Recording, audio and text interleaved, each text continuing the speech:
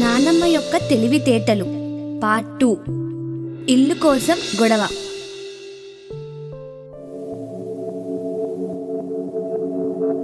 ఈ అడవిలో అయితే జంతువులు కూడా ఉంటాయి కదా? లేకపోతే జంతువులు అడవిలో ఉండకపోతే మరి ఇంకెక్కడుంటాయి?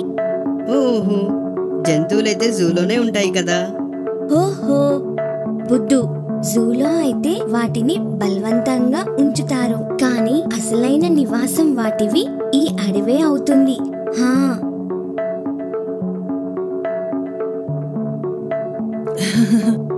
చూడండి పిల్లలు, ఈ రోజు నేను మీకోసం ప్రత్యేకంగా ఇడ్లీ తయారు చేశాను. అరే, ఏమైంది మీ ఇద్దరికి? అనిపిస్తుంది మళ్ళీ మీరిద్దరు గొడవ పడ్డారని. మీను ఎప్పుడు నా మాటలని తప్పు అని నిరూపించేలా ప్రయత్నం చేస్తుంది. నేనైతే కేవలం నీకు నిజం చెప్పాను జీను. మాటి మాటికి ఏడవడం ఆపు. నాకు విషయాన్ని చెప్పండి. అసలు మీరు గొడవ పడడానికి కారణం ఏంటి? నానమ్మ, నేను కేవలం తనతో ఇదే చెప్పాను, జంతువుల నివాసం అడవే అవుతుందని, ఇంకా వాటిని జూలో బలవంతంగా ఉంచుతారని. హా, ఈ విషయం అయితే మీను ఖచ్చితంగా నిజమే చెప్పింది. జీను, మీరిద్దరూ త్వరగా టిఫిన్ చేయండి. నేను మీకు మరొక కొత్త కథను చెప్పబోతున్నాను. సరే.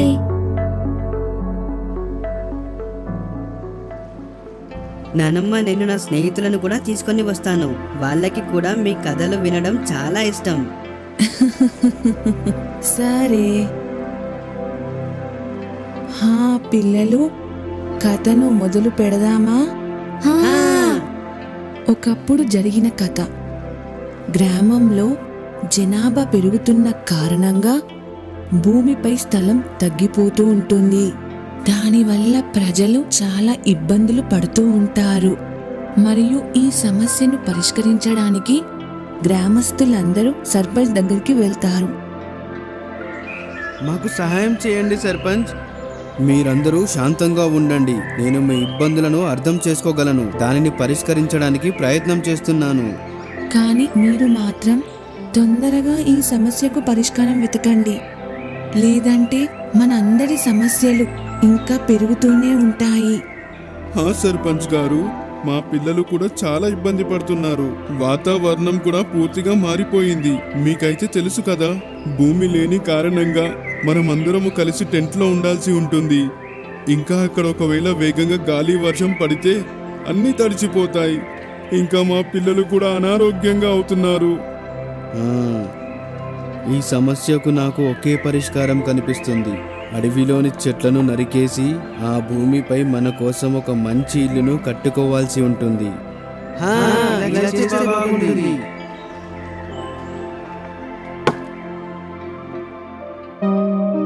అడవిలోని స్థలాన్ని ఆక్రమించిన కారణంగా అడవిలోని నివసిస్తున్న అన్ని జంతువులు తీవ్ర ఇబ్బందికి గురయ్యాయి.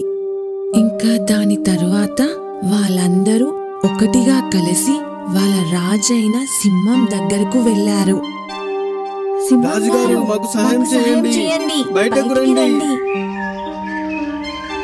అరే, ఏం జరిగింది?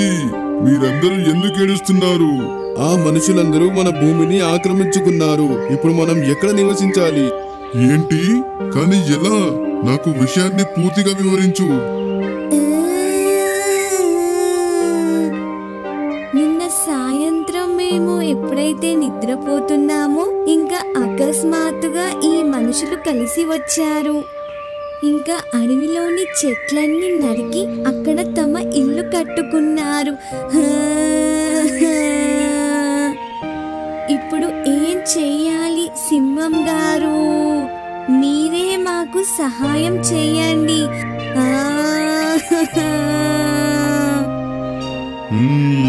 మీరందరూ భయపడకండి. ఈ మనుష్యులకు గుణపాఠం చెప్పేందుకు ఒక మార్గం ఉంది.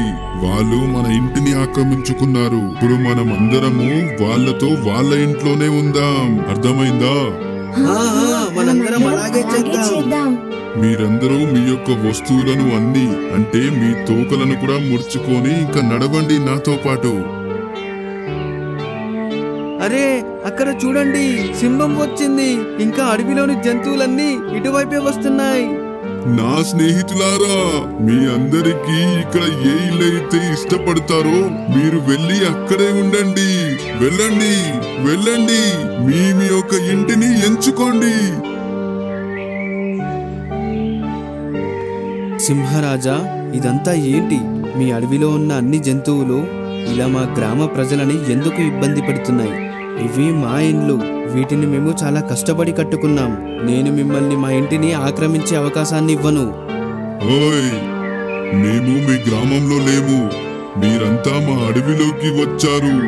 ఇంకా ఇది మీ ఇల్లు కాదు. మీరందరూ మా అడవిలోని చెట్లన్నీ నరికి నరికి ఇక్కడ మీకోసం ఇళ్లను కట్టుకున్నారు. మీరందరూ మా ఇంటిని ఆక్రమించారు. అందుకే ఇప్పుడు మేమందరము ఇక్కడే ఉండబోతున్నాము. ఒకవేళ మీరందరూ ఇక్కడే ఉంటే మేమంతా ఎక్కడికి వెళ్ళాలి? మీరు తిరిగి వెళ్ళిపోండి.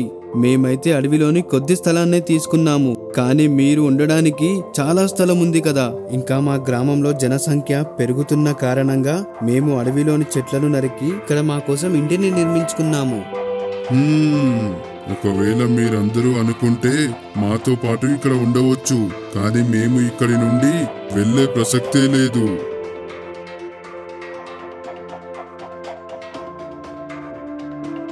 సర్పంచ్ గారు, ఈ జంతువుల మధ్య ఉండడం చాలా కష్టం. ఇవి మనందరికంటే చాలా విచిత్రమైన జంతువులు. వీటి కారణంగా మనం ప్రశాంతంగా జీవించలేము. మీరు మాకు సహాయం చేయండి సర్పంచ్ గారు. నాకైతే ఏమీ అర్థం కావడం లేదు ఈ జంతువులకు ఎలా నచ్చజెప్పాలో అని. సర్పంచ్ గారు, అన్ని జంతువులు వారి వారి నివాస ప్రాంతంలో సరిగానే ఉన్నాయి. మనము వాటి చోటును ఆక్రమించి మన ఇళ్లను కట్టుకున్నాము. ఒకవేళ మన పట్ల కూడా ఇలాగే జరిగితే మనం కూడా బహుశా మన పరిస్థితి కూడా వాళ్ళలాగా మారుతుంది. నువ్వు నిజమే చెప్తున్నావు. ఇప్పుడు మనం ఈ సమస్య నుండి ఎలా బయటకు రావాలి? ఏంటి, మీ వద్ద ఏదైనా ఉపాయం ఉందా? దీనికి ఒకటే ఉపాయం ఉంది. మనమందరం కలిసి అన్ని జంతువులకు క్షమాపణ కోరాలి. ఇంకా వాటికి నమ్మకం కలిగించాలి. మనము ఇక ముందు ఎప్పుడు కూడా ఆ అడవిలోని జంతువులకు ఎలాంటి హానిని కలిగించకూడదు. సరే పదండి, అందరము జంతువుల దగ్గరికి వెళ్దాం. సింహరాజా, మమ్మల్ని క్షమించండి. మా కారణంగా మీ అందరికీ చాలా ఇబ్బంది కలిగింది. మేమందరము చాలా సిగ్గుపడుతున్నాము. మేమందరము ఇలా ఎప్పుడు చెయ్యము. మమ్మల్ని క్షమించండి. ఓహోహో, నేను మీరందరికీ ఇదే తెలియజేయాలనుకున్నాను. ఒకవేళ మీరందరూ ఇలాగే అడవిని నరికేస్తూ ఉంటే, మీకోసం ఇల్లు కట్టుకుంటూ ఉంటే, అప్పుడు మేమంతా ఎక్కడ నివసించాలి? అందుకే మీరందరూ జనసంఖ్య నియంత్రణపై దృష్టి పెట్టాల్సి ఉంటుంది. ఎందుకంటే ఇలాంటి ఇబ్బందులు మరోసారి మీ భవిష్యత్తులో కలగకూడదని. మేమందరము మీ యొక్క మాటల వల్ల మా యొక్క తప్పుని తెలుసుకున్నాము. ఇక నుండి మేము బాధ్యత గల పౌరుల్లా ఉంటాము. నాకు సంతోషంగా ఉంది. మీరు మమ్మల్ని అర్థం చేసుకున్నారు. ఇప్పుడు మేము ఇక్కడికి వచ్చిన పని పూర్తయింది. ఇంకా ఇప్పుడు మేమంతా తిరిగి అడవిలోకి వెళ్లాల్సి ఉంటుంది. ఇంకా నాకు నమ్మకం ఉంది, ఇంకా మన మధ్యలో భవిష్యత్తులో ఎలాంటి ఇబ్బందులు రావు అని. ఇంకా అన్ని జంతువులు తిరిగి తమ అడవిలోకి వెళ్తాయి. ఇంకా మనుషులు కూడా తమ బాధ్యతను తీసుకుంటారు. ఇంకా ఎప్పుడూ అడవిని రక్షిస్తూ ఉంటారు.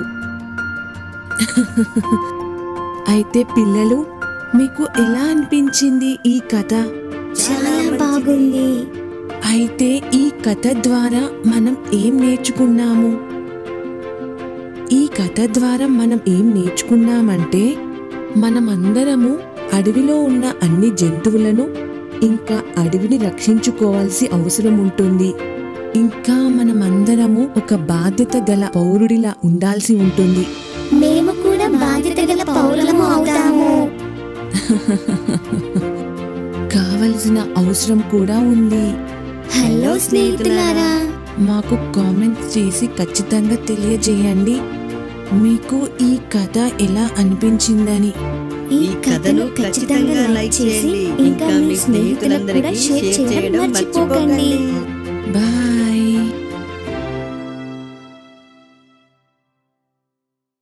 మీకు గనుక మా వీడియోస్ నచ్చినట్లయితే లైక్ చేయండి, ఛానల్ని సబ్స్క్రైబ్ చేయండి. అలాగే అందరికన్నా ముందుగా మా కార్టూన్ షోస్ని చూడాలనుకుంటే బెల్ ఐకాన్ని నొక్కడం మర్చిపోకండి.